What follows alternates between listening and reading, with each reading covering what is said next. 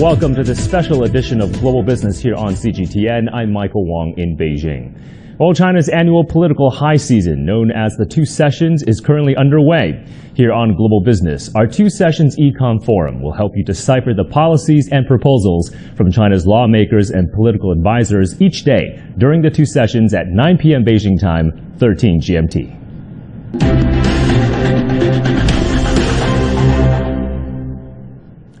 Well, first up, Chinese President Xi Jinping joined economic advisors at today's meeting of the Chinese People's Political Consultative Conference, or the CPPCC. President Xi saying China is undergoing an economic transition and facing structural, institutional, and cyclical issues.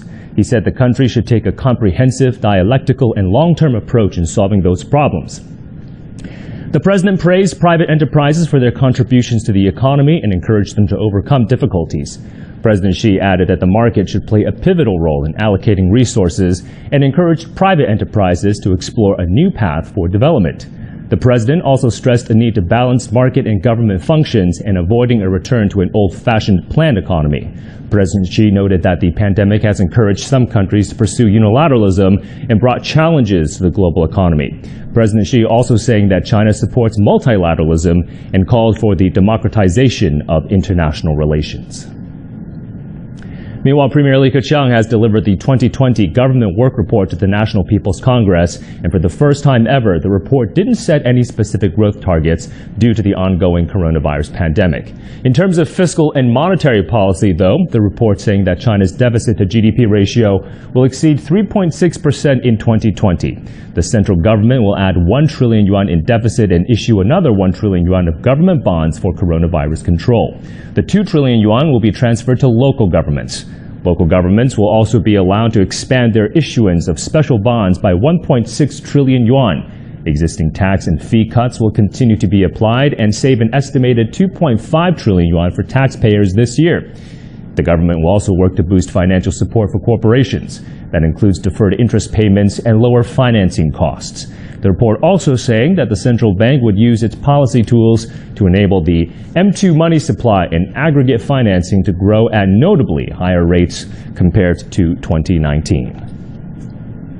All right, let's indeed break down China's 2020 Government Work Report and its economic implications for China going forward. Robin Xing, Chief China Economist at Morgan Stanley, and Theodore Shou, Chief Investment Officer at Skybound Capital, joins us on the line. Welcome to you both. Robin, I want to start with you and begin by asking you, take stock for us of the fiscal support measures that we've heard from the Government Work Report. We saw the increase in the budget deficit, those special government bonds, and the expected tax and fee cuts. How sizable is it, and how far will it go in securing China's economic recovery? Well, in a nutshell, China unveiled a very solid dividend package in the NPC with a 5.4 percentage point of GDP expansion in their consolidated general government deficit. That's basically a historical high. The infrastructure capex and the cut in the employers' payroll tax, which is called the pension contribution in China, lead the way, supporting our view that China could be first in, first out in this global COVID-19 recession. So you mentioned the budget. Basically, the budget report announced yesterday indicated a 540 basis point widening in this augmented fiscal deficit, or RMB 5.7 trillion. Which includes both on-budget and off-budget spending, to a record high of 15.2% of GDP.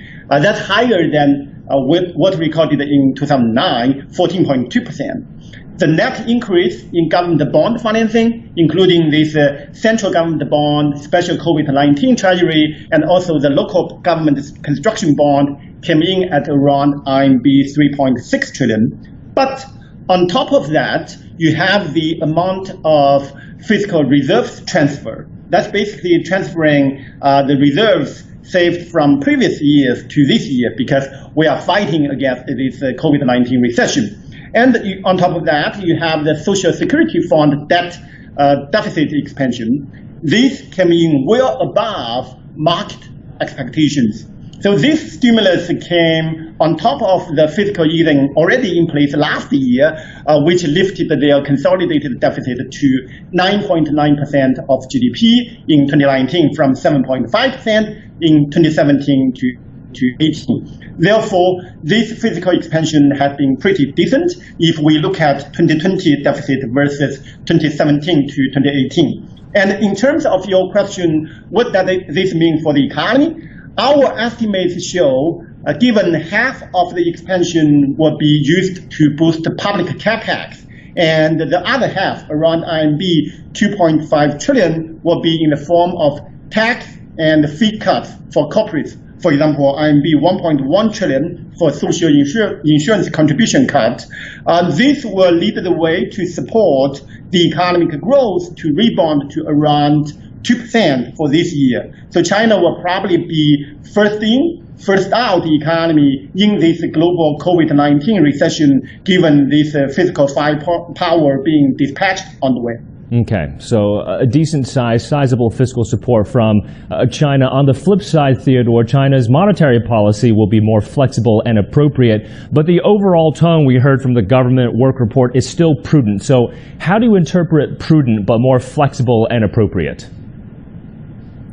Thanks. I think being prudent has been the theme for the past 2-3 years for PBOC, People's Bank of China. If we take a step back and look at the past 20 years, for most of the time, I would say M2 money supply significantly outpaced economic expansion, which was a little bit too easy. And I'm sure PBOC fully appreciated that, and this is exactly why they decided to turn to the more prudent stance in the past 2-3 years. But then if we look at the most recent 2-3 months, M2 supply is growing at a much faster pace than the average in the past 2 years. But this is very much in line with the central bank's stance when it comes to the so-called counter-cyclical response or counter-cyclical adjustment. The whole idea behind that is really to smoothen the economic fluctuation in growth.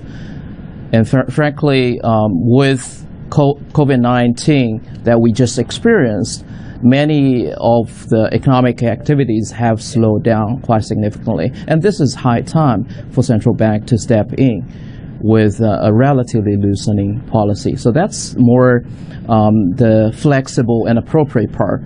I think we shouldn't be surprised if we see further cuts in the rest of the year, be it in interest rate or required reserve ratio. But the so-called flexible portion, I think, is very much left aside to accommodate the further external shocks that we probably will see for the rest of the year. Yeah. The good thing now is we are past COVID-19 within China, but it's still very early to assess the overall impact that we might be under for COVID-19's impact on the other markets or other countries that we usually trade with. Yeah, well, we are expecting money supply and total social financing to be, again, notably higher in 2020 compared to 2019. Robin, I want to ask you, the work report also mentioning that, quote, new monetary policy instruments will be introduced to stimulate the real economy. What are your expectations for these new monetary tools? How might they be used, you think? Well, I think it's a very interesting statement from the government work report. As you know, there is a lot of debate recently on if China needs to do some kind of a government debt monetization, like other economies did. We don't think a direct PBOC purchase of government bond is necessary, given what we just mentioned earlier on the size of the government bond issuance is still manageable. And there is still sufficient room for monetary policy easing, including what you guys just mentioned on the open market rates, reserve requirement ratio. And I think the central bank may also consider some creative tools, such as, say, a sizable one-off reserve requirement ratio cut to boost the demand for that special COVID-19 treasury from the large commercial banks. And they can also cut the interest rate on excess reserve. They did that once back in April. They can continue to cut that. In turn, I would say this statement about the monetary policy and also these new tools has assured a very strong credit impulse. Last year, China's broad credit growth recorded a level of around 11% year over year. We think this year it may go to something close to 13% with this type of new tools. Of course, people are also debating, is there any inflationary risk because of the monetary easing? I would say COVID-19 shock would be disinflationary in near term, given it's hitting household and corporate income, widening the output gap in the economy, and possibly higher unemployment rate in near term. So it's all disinflationary. And that's why we have this CPI, PPI, all kinds of inflation indicators dropped across the board in March and April, reflecting a wide output gap and hence continued the disinflationary pressure. So I don't think inflation is the policy constraint for PBOC. They can cut rates, they can continue to come out with creative tools to boost the credit growth. Yeah, ample policy room indeed. All right, gentlemen, we are going to leave it there. Many thanks for chatting with us. Robin Xing, Chief China Economist at Morgan Stanley, and we're going to speak to Theodore in just a moment again. Well, several deputies of the National People's Congress have reacted to Premier Li's work report. Let's take a listen to what they have to say. For companies, we pay particular attention to tax and fee reductions, and the policy I was pleased to learn of is that companies' burdens will be reduced by 2.5 trillion yuan. That is a huge number, and the value-added tax will be cut as well. Plus, the preferential policies brought out since the outbreak will be prolonged. Like what Premier Li said, when there is life, there is hope, and China will win in the future. I am impressed by how Premier Li Keqiang's work report put emphasis on employment and people's livelihoods. I think this makes a lot of sense because under the global pandemic, China should go all out to stabilize employment and create jobs. This carries more significance than setting a growth target.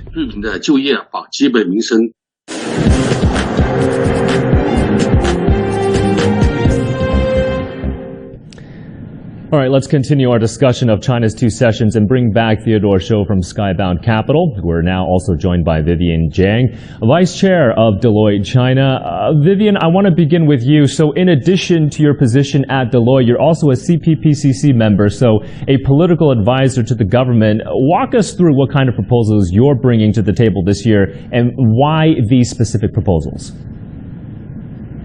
Yeah, one of the proposals that I'm bringing to the CPCC really is to further optimize the easy-to-do business environment and open it up to continue to attract more FDIs and retain FDIs in China for them to be more successful in China.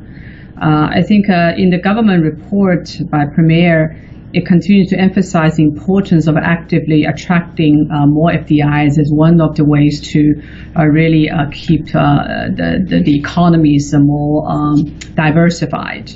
And obviously there's a lot of discussions in the market around some worries that some of the foreign investment may be pulled out.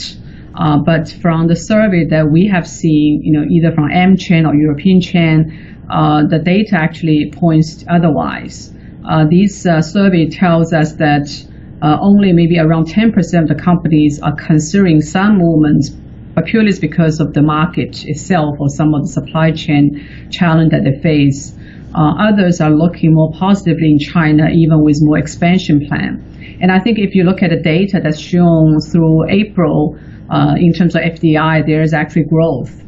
Whether month to month or actually year to year. And I think from our Ministry of Commerce Department it is anticipated that this year's FDI investment actually will have a growth compared to last year. So it's all a very positive sign.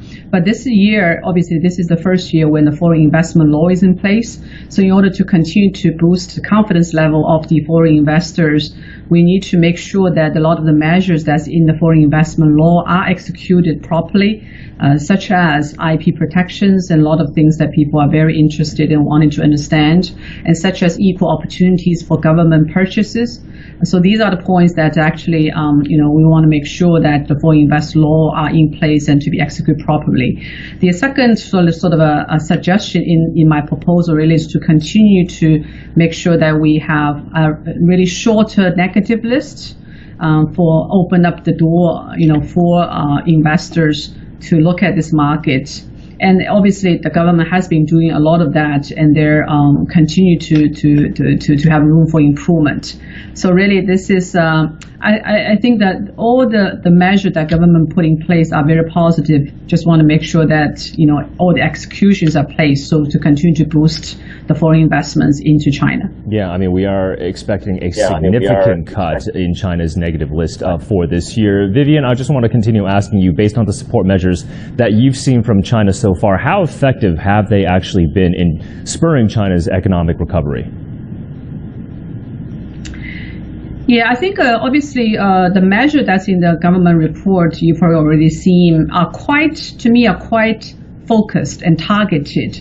It's a lot of the measures are mainly towards try to make sure that the small and medium businesses are surviving, because they are vital to keep the employment rate up. And I think the data will show that through now, probably like May, 88% of the businesses, especially the medium small business, are open.